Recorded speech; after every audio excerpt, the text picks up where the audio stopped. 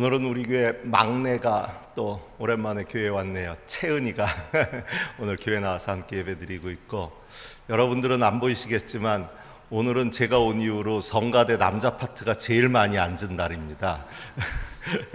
5명씩이나 앉아서 오늘 이렇게 찬양해 주셨는데, 이 무더운 여름에도 제가 사실은 오늘이 8월 마지막 주일이니까 얘기하는 거지만, 우리 김창대 장로님께 8월 한 달은 교회에서 점심도 못 주는데 성가대도 한 달 쉬시죠? 그렇게 제안했는데 그런 적 없었다고 하시더라고요.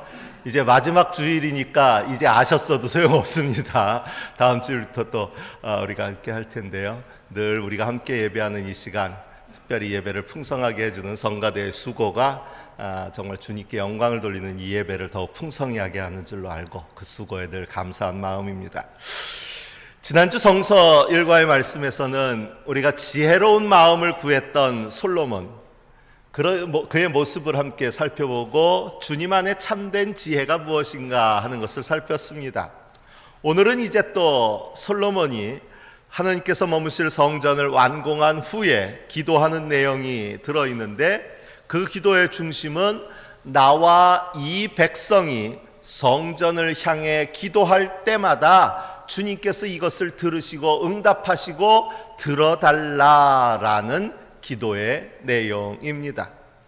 그런데 이 기도는 우리가 성전을 지어서 하나님께 바쳤으니까 그 대가로 우리의 기도에 대해서 들어달라, 당연히 이렇게 해주셔야 되는 것 아닙니까 하는 기브 앤 테이크의 내용은 아니었습니다. 거기에는 성전을 지어 바쳤다라는 그 내용이 아닌 다른 조건이 실상 있는데, 그것은 바로 그 자신과, 솔로몬 자신과 이스라엘 백성이 먼저 온 마음을 다 기울여 주님의 뜻을 따라 사는 주님의 종들이 되어야 한다는 것이었습니다. 기도에 열심이다 하는 교회들 중에서는 마치 지금 솔로몬이 기도하고 있는 것처럼 두 판을 들어서 펴고 목소리를 높여 기도합니다. 그것이 하느님께서 반드시 응답하시는 비법이라도 되는 양, 그야말로 눈물 콧물 다 쏟으며 열심을 다해 기도합니다. 어린이들을 하는 어린이 무슨 여름 집회 제가 갔을 때 초등학교 아이들을 죄다 앉혀놓고서는 다 무릎 꿇으라고 시키더라고요. 요즘 아이들 무릎 꿇어 있는 게 얼마나 힘들 텐데, 그래도 이 불은 닦은 상태에서 손도 다 올리라고 그러더라고요, 아이들한테. 그리고선 목사님 따라서 기도해 그러면서 기도하는데, 이거 손 들고 있다 보니까 얼마나 힘들겠어요. 애들이 하나 둘 다 내리려고 그러면 올려 이러면서 강조하면서, 지금 솔로몬이 두 손을 높이 들고 올려서 주님 앞에 기도했다고 해서 이게 마치 하나님께서 기도를 들어주시는 무슨 비법이라도 되는 양, 이 형태로 기도하는 것이 하나님께서 들어주시는 기도다라고 생각하는 경우가 있다는 이야기입니다. 그렇게 드릴 수 있겠죠.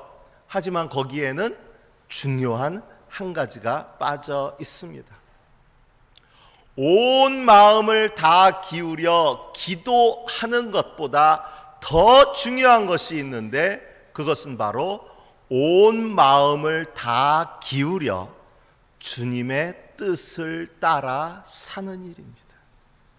이것이 빠져버린 채 손을 올렸던, 무릎을 꿇었던, 심지어는 금식을 했던 그것만을 강조하고, 그렇게 했다고 해서 하나님이 들어주시는 게 아니라는 거예요. 이 부분을 바르게 이해하기 위해서는 사실 오늘 열왕기상 성경 말씀과 함께 오늘의 성서일관 말씀은 제1독서의 병행 본문이 주어지는데, 그것이 바로 여호수아 24장의 말씀입니다. 오늘 병행 본문을 제가 주보 앞면에 옮겨놨습니다. 여호수아 24장은 세겜 언약이라고 불리우는 대목입니다. 출애굽 공동체가 이제 목적지인 가나안 초입 세겜에 이르렀을 때, 여호수아는 이스라엘 12지파를 불러 모았습니다. 백성들은 이제 힘겹던 40년의 광야 모든 여정이 다 끝이 났구나 하고 생각했겠지만 여호수아는 오히려 앞으로가 정말 정신을 똑바로 차려야 할 때임을 알고 있었습니다. 가나안은 풍요와 평안을 약속하는 우상들의 땅입니다. 자칫 하느님만 의지하고 달려온 출애굽 광야의 시간이 모두 수포로 돌아갈 수도 있다는 것을 여호수아는 알고 있었습니다. 조급해진 그의 마음은 너희들이 섬길 신을 선택하라 하는 당부로 이어집니다. 그 유명한 나와 나의 집안은 주님을 섬길 것인데 너희는 어찌 하겠느냐는 것입니다. 주보에는 병행된 성서일과인 18절까지만 옮겨놨지만 28절 이후의 말씀이 매우 흥미로운데, 백성들이 여호수아의 그 물음 앞에서 우리는 주님을 섬기겠습니다, 오직 그분만이 우리의 하나님이십니다 하고 고백하자 그래 되었다라고 칭찬하는 것이 아니라, 여호수아는 어쩌면 좀 비아냥대듯이 그런 대답을 드리고 있는 그 백성 앞에서 당신들은 주님을 섬기지 못할 것입니다 라고 말합니다. 왜 그랬을까요? 물론 이것은 비아냥거림이 아니라 백성들을 향한 강한 당부의 의도에서 비롯된 것입니다. 할 수 있습니다 그랬더니 진짜 할 수 있겠어? 니네가 진짜 할 수 있겠어? 이렇게 말하는 것은 비아냥거리려고 한 게 아니라 정말 너희가 지금 네 하고 있는 섬기겠습니다 하는 그 이야기가 무슨 뜻인지 마음의 각오가 분명한가를 되묻고 있는 말이었다는 겁니다. 이어지는 말은 이렇게 갑니다. 그분은 거룩하신 하나님이시며 질투하시는 하나님이시기 때문에 당신들의 허물과 죄를 용서하지 않을 것입니다. 만일 당신들이 주님을 저버리고 이방신들을 섬기면 그는 당신들에게 대항하여 돌아서서 재앙을 내리시고 당신들에게 좋게 대하신 뒤에라도 당신들을 멸망시키시고 말 것입니다. 어떤 일이 있어도 당신들이 이제 가나안 땅에 들어가 풍요를 약속하는 저 우상들 앞에서 당신들의 마음을 지키며 주님을 저버리고 돌아서지 않을 각오가 돼 있습니까? 만일 그렇다면 하나님께서 당신들에게 저주를 내리실 건데 절대 그러지 않겠다고 정말 다짐하고 약속할 수 있습니까? 라고 되묻고 있는 것입니다. 여호수아가 이렇게까지 거듭 강하게 당부하는 이유는 이제 앞으로 그들이 맞닥뜨릴 현실이 결코 녹록하지 않음을 알고 있었기 때문입니다. 우리가 알고 있다시피 이렇게 목소리를 높여서 주님을 저버리고 다른 신들을 섬기는 일은 우리가 절대로 하지 않겠습니다. 우리는 주님을 섬기겠습니다. 오직 그분만이 우리의 하나님이십니다. 여호수아 앞에서 고백했던 이 이스라엘 백성들은 그 후 가나안에 도착하고 너무도 쉽게 이방의 우상들에 빠져들고 맙니다. 풍요의 유혹 앞에서 그들의 믿음은 그야말로 추풍 낙엽과도 같았습니다. 오늘 솔로몬과 그의 백성 앞에 놓여진 온 마음을 다 기울여 주님의 뜻을 따라 사는 일은 바로 이러한 무게를 가진 과제입니다. 만일 저와 여러분 앞에서도 여러분은 정말 온 마음을 다 기울여 주님의 뜻을 따라 살겠습니까? 그 마음으로 따라 살 때에 하나님께서는 여러분들의 기도에 응답해 주실 것입니다 라고 물은다면 에어컨 켜놓은 시원한 예배당 안에선 아멘, 아무렴입시오 대답하기는 쉬울지 모르지만, 과연 우리가 저 문을 나서서 살아갈 때에 우리 앞에 닥치는 온갖 풍요의 유혹 앞에서, 성공의 유혹 앞에서, 승리의 유혹 앞에서 우리가 그 믿음을 지켜갈 수 있을 것인가?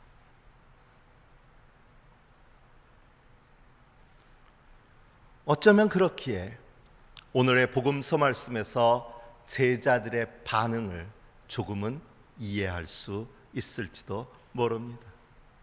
지난 몇 주간 복음서 성서 1과는 조금 독특한 구조를 가지고 있어서 지난주에 읽었던 말씀의 몇 절을 거듭해서 반복해서 읽고 그 다음으로 이어지는 그런 구조로 짜여져 있습니다. 하나의 연결된 말씀으로 읽도록 고안된 구조입니다. 어쩌면 그만큼 중요한 주제를 담고 있다는 의미일 수도 있습니다. 계속해서 말씀은 예수님이 하늘에서 내려온 생명의 빵이며 우리의 참 양식이요 참 음료임을 강조하고 있습니다.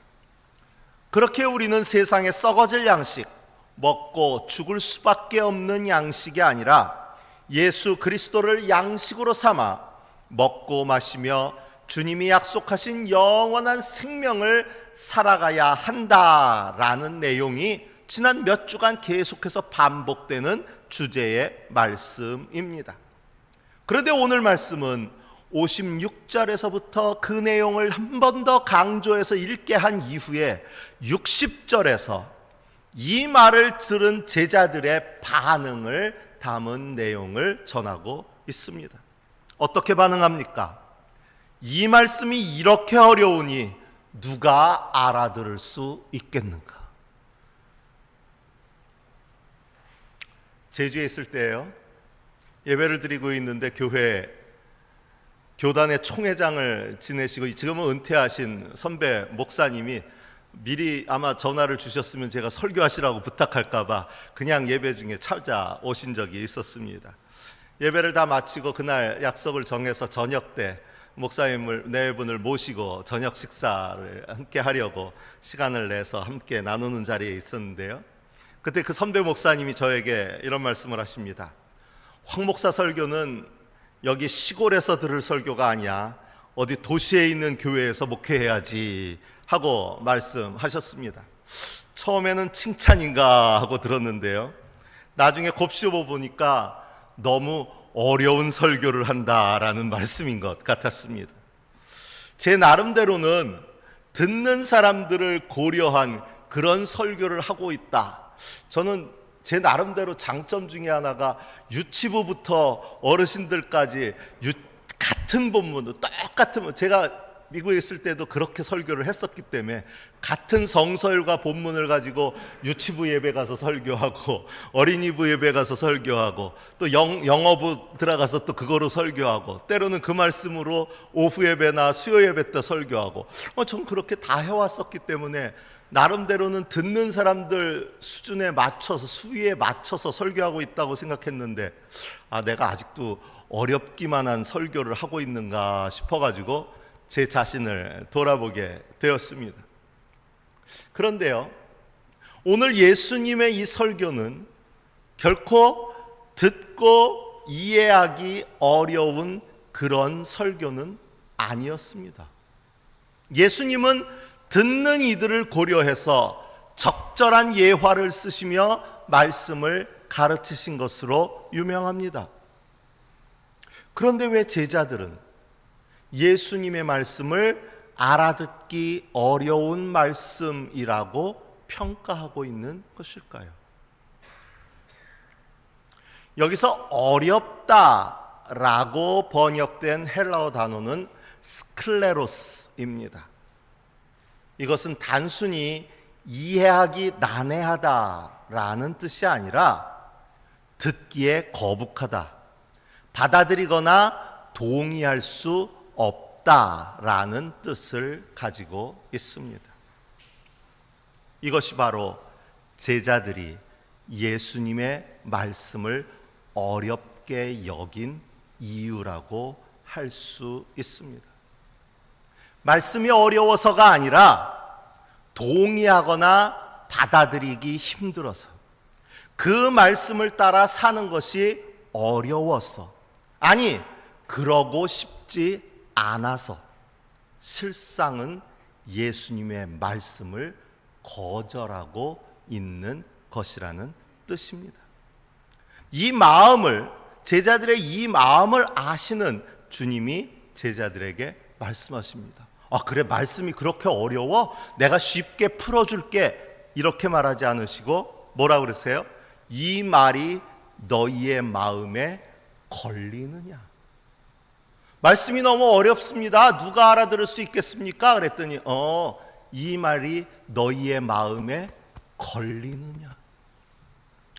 영어 성경을 보니까 걸리느냐 하는 부분을 offend라는 단어를 사용하고 있습니다. 불쾌하게 하다, 기분 상하게 하다, 성나게 하다라는 의미입니다. 알아듣지 못한 게 아니라 이 말을 들었더니 기분 나쁘냐? 불쾌하냐? 화가 나냐? 하는 질문이에요. 우리 교회에서는 안 그러시지만 서울에 있는 교회들 중에서 가끔 목회자들하고 대화를 하다 보면요, 어느 동료 목사 중에 한 명은 한창 촛불 집회가 되어지고 있던 그 시절에 자기는 자기 교회 교인들이 굉장히 보수적인 걸 알고 있기 때문에 촛불 집회 얘기는 할 생각도 없었대요. 솔직히 자기는 촛불 집회를 할 만큼 용기 있지도 않대요. 그 설교에서 얘기할 만큼. 근데 어떻게 대화를 하다가 촛불 얘기가 나왔대요. 촛불이 했는데 갑자기 앞에 계신 장로님 한 분이 성경을 쾅 뒤집어 엎더라는 거예요.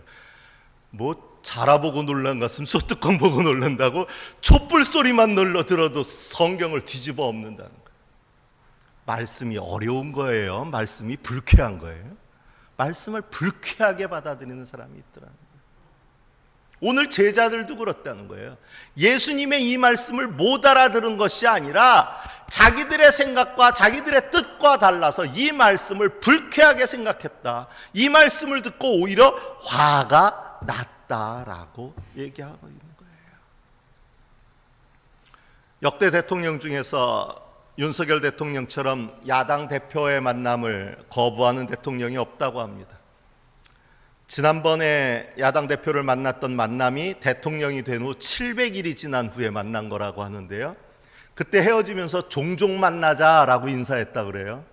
그러면서 그 이후로도 만나자 해도 들은 척도 안 하니까 아마 대통령의 종종은 한 700일쯤 지나는 것이 종종인가 보다, 이런 얘기까지 언론에 나오고 있습니다. 이처럼 회담을 거부하는 이유가 뭘까요? 그러지 않아도 여와 야가 너무나 나뉘어져서, 태극기 부대와 촛불 부대가 나뉘어져서 정말 이렇게까지 한 국민이 심지어 광복절까지 따로 축하 기념해야 될 정도로 상황이 이쯤 됐으면 어떻게든지 만나서 접점을 찾으려고 오히려 노력해야 할 대통령이 왜 이렇게 만나자고 하는데도 만나지 않으려고 할까요? 여러 이유가 복합적으로 얽혀 있겠지만 제 생각에 결국은 듣기에 거북하고 받아들이거나 동의하기 어려운 주장을 마주하기 싫다는 그런 생각이 있는 거 아닐까요? 내 뜻에 맞고 내 귀를 즐겁게 하는 이야기가 아니라 내가 하고 있는 일에 반대하는 그런 이야기는 아예 듣지도 않겠다는 생각. 하기는 자신의 국정 운영에 동의하지 않는 국민을 반국가 세력이라고 보고 있는 대통령다운 행태가 아닐까 싶은 생각도 듭니다. 이처럼 심지어 예수님의 제자들조차 예수님의 말씀을, 오직 주님을 섬기며 돌아서지 않는 그 일을, 온 마음을 기울여 주님의 뜻을 따라 살아가야 하는 그 일을 듣기에 거북하고 받아들이거나 동의하기 어려운 말씀으로 불쾌하게 받아들이고 있다는 이야기입니다. 오죽했으면요, 이 때문에 제자 가운데서 많은 사람이 떠나갔고 더 이상 그와 함께 다니지 않았다라는 결과까지 나오고 있습니다. 그물도 버리고 배도 버리고 부모 형제도 버린 채 주님을 따라 나섰던 제자들의 모습과 결국은 주님의 말씀에 동의하지 못하고 주님을 떠나가는 제자들의 모습, 오늘 저와 여러분은 누구와 함께하고 있습니까? 물론 지금 남아있는 제자들조차 결국은 십자가라는 종착역 앞에서 모두 주님 곁을 떠나갔던 것을 생각하면 도대체 누가 있어 예수님의 길을 끝까지 따를 수 있을까 싶은 의문이 남습니다. 결국 제자들은 예수님의 방식이 마음에 들지 않고 그분이 걸어가시는 그 길에 동의할 수 없었기 때문에 하나 둘 주님 곁을 떠나갑니다. 그들은 예수님을 통해 얻고자 하는 저마다의 욕망이 있었습니다. 예수님이 왕위에 오르실 때 오른편에 또는 왼편에 서기를 원했던 것은 단지 그들 형제만이 아니었습니다. 표적은 보지 못한 채 오직 빵을 먹은 이유로 예수님을 쫓았던 다른 무리들처럼 그들도 역시, 제자라는 이름을 갖고 있었던 그들도 역시 세상에서 잘 먹고 잘 살고 싶은 자신들의 탐욕과 욕망을 채워주길 바라며 예수님을 쫓았던 것입니다. 그러나 예수님의 관심은 오직 한 가지에 맞춰져 있었습니다. 그것은 바로 하늘에 계신 내 아버지의 뜻을 이루는 것이었습니다. 그것을 위해서 하루하루를 예수님은 전쟁에 임하는 군인처럼 결단하며 살아가셨습니다. 지난 목요일에 에스더의 모임을 하면서 우리가 그래도 그리스도인이라는 이름을 가지고 살아가려면 예수님만큼은 아니어도 예수님처럼은 하고 살아야 하지 않을까요? 하는 이야기를 나누었습니다. 우리들 중에 누구보다 예수님처럼 살아가려고 그렇게 애쓰던 바울은 오늘 읽은 에베소서의 말씀에서 예수님을 따르는 주의 교회와 성도들에게 악마와의 전쟁에 임하는 자들처럼 준비하라고 권면합니다. 마치 여호수아가 이제 가나안에 들어가기에 앞서서 그의 백성들에게 너희는 우상이 아니라 오직 주님만을 섬길 것인지를 분명히 하라 라고 했던 그 결연한 다짐처럼 오늘 바울은 악마와의 전쟁에 임하는 군사들처럼 너희의 마음을 준비하라고 권면하고 있습니다. 이를 위해 하나님이 주시는 무기로 무장하고 진리의 허리띠로 허리를 동이고 정의의 가슴막이로 가슴을 가리고 믿음의 방패를 들고 구원의 투구를 쓰고 성령의 검을 들라고 권면합니다. 그런 마음과 그런 결단과 태도가 아니고서는 끝까지 따를 수 없는 길임을 누구보다 잘 알고 있는 바울이었기에 이렇게 권면하고 있습니다. 그리고 그렇게 무장을 갖추고 온갖 기도와 간구로 성령 안에서 기도하라고 합니다. 우리가 아무리 믿음의 방패를 쥐고 무장한 채 주의 군사로 살아가려고 결단하고 결심한다 할지라도 우리 스스로는 할 수 없다. 또 넘어지고 또 무너지는 게 우리다. 그러니 결국 우리는 어떻게 해야 되느냐? 기도할 수밖에 없다. 오늘이 교회력으로는 성령 강림절 마지막 주일인데 저와 여러분이 성령의 은혜로 성령의 도우시는 힘을 힘입지 않고서는 세상의 악한 마귀 군대를 이길 힘이 우리에게는 없습니다. 우리가 아무리 오늘 나는 오직 하느님만 섬기겠습니다 여호수아 앞에서 작정했던 그 백성처럼 손을 두고 결단한다 할지라도 성령님께서 우리를 도와주시지 않으면, 우리와 함께 하시지 않으면 우리는 우리에게 맡겨진 이 영적 전투의 길을 끝까지 걸어갈 수 없습니다. 오늘 바울의 권면처럼 저와 여러분이 정말 우리의 믿음을 분명히 한 그런 결단의 가운데 주님 앞에 성령 가운데 우리를 도와주시옵소서. 우리가 이 길을 끝까지 걸어갈 수 있도록, 온 마음을 다하여 오직 주님만을 섬길 수 있도록 나와 함께하여 주시옵소서. 그렇게 기도할 때 솔로몬이 기도했던 것처럼 하나님께서는 분명 우리의 기도에 응답해 주시리라고 믿습니다. 여호수아는 바로 이런 마음의 준비를 분명히 하고 지금 이렇게 선언하고 있습니다. 나와 나의 집안은 주님을 섬길 것입니다. 저와 여러분의 믿음의 고백이 되기를 바랍니다. 그들과 함께 했던 많은 제자들이 주님의 곁을 떠나갔지만 주님 곁에 남아있던 베드로가 주님께 이렇게 말합니다. 주님, 우리가 누구에게로 가겠습니까? 선생님께는 영생의 말씀이 있습니다. 오늘 우리 광주 고백교회 모든 성도들의 고백이 되시기를 바랍니다. 흔들리지 마십시오. 의심하지 마십시오. 주저하지 마십시오. 그리고 성령 안에서 주님께 기도하십시오. 그리하면 여러분 모두 주님 안에서 그분의 힘찬 능력으로 굳세게 되어지실 줄로 믿습니다. 주신 말씀을 마음에 새기며 묵상합니다.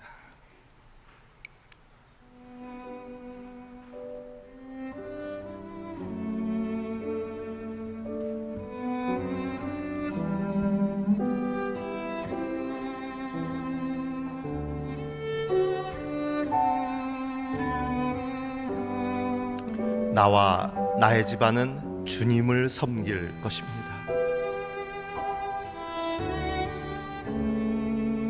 주님, 우리가 누구에게로 가겠습니까? 선생님께는 영생의 말씀이 있습니다.